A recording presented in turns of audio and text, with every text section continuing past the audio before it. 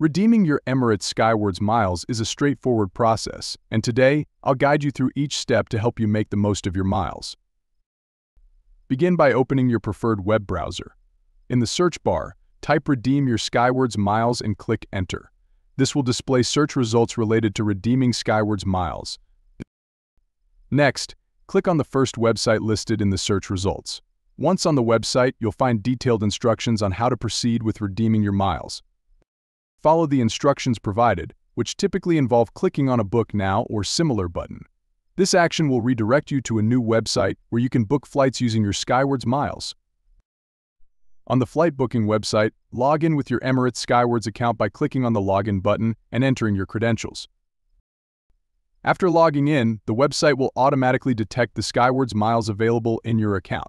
You can then proceed to use these miles to book flights directly through the website. That's it. You've successfully redeemed your Emirates Skywards miles.